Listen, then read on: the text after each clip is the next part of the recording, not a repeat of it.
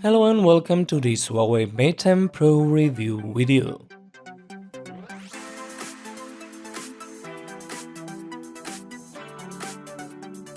But this is not the Mate 10 Pro. Okay, wrong box, rewind.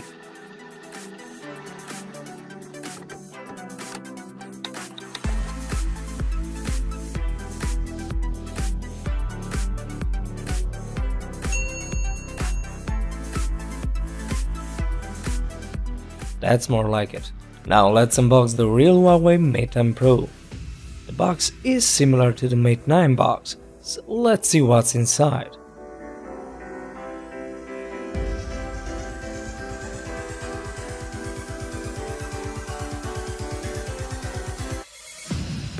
Right on top there's a phone. In other small boxes and compartments you can find a supercharged power adapter, Type-C cable, Type-C headphones, headphone adapter and a TPU case. Also, the phone comes with a protective film pre-installed.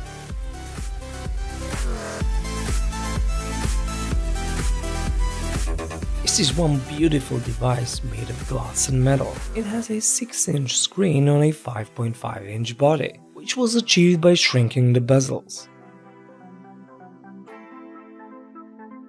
The screen itself looks gorgeous.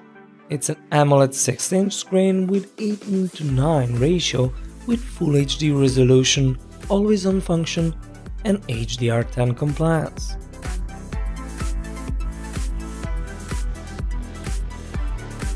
From this great-looking screen, we are moving to the shiny and reflective glass back of the phone, which is populated by two Leica cameras and a fingerprint scanner. Power button and the volume rocker is on the right side of the phone and a double SIM tray on the left. No SD card slot.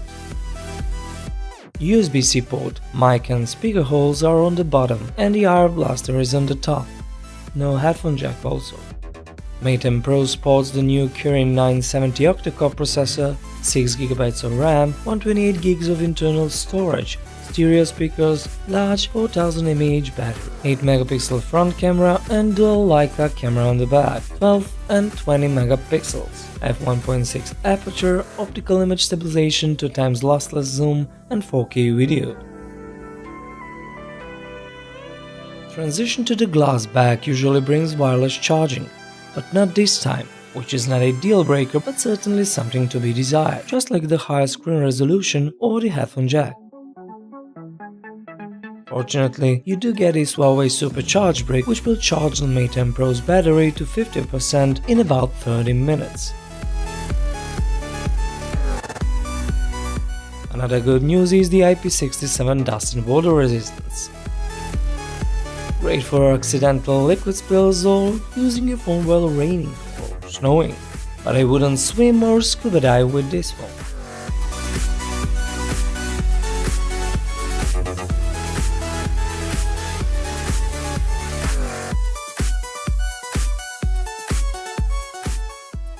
Another new feature is stereo speaker setup that is using the top speaker as an additional sound source, which does improve sound quality and richness.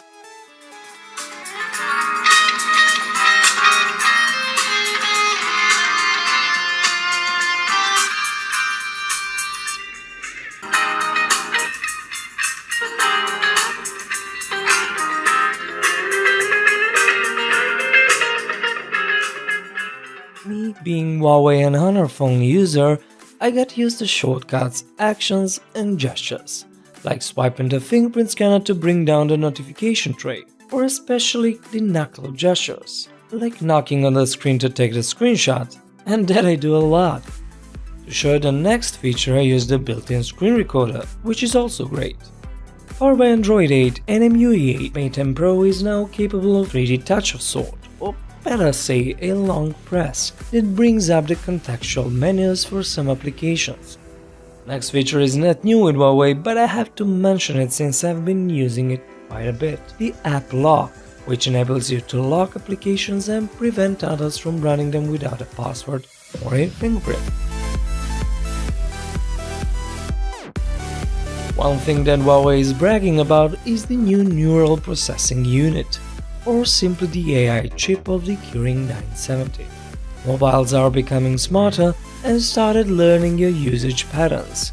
To optimize the device performance and battery life, Mate Pro also uses AI for photography. It is able to recognize the scene and adjust the camera with the best setting for the current situation. PC or desktop mode is also available with the Mate Pro, and without using any docks or special adapters. You just need an HDMI to Type-C cable to connect the phone to an external display, and it instantly becomes a computer.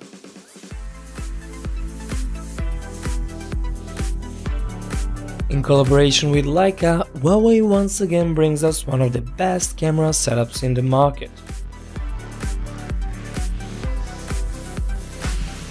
Great hardware in combination with artificial intelligence always produce great photos. Go ahead and watch the camera comparison video and see how it copes with the fierce competition from Apple and Samsung.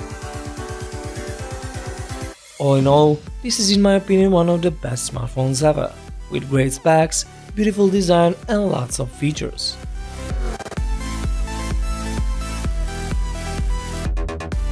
Tell me what you think in the comments, and see you soon.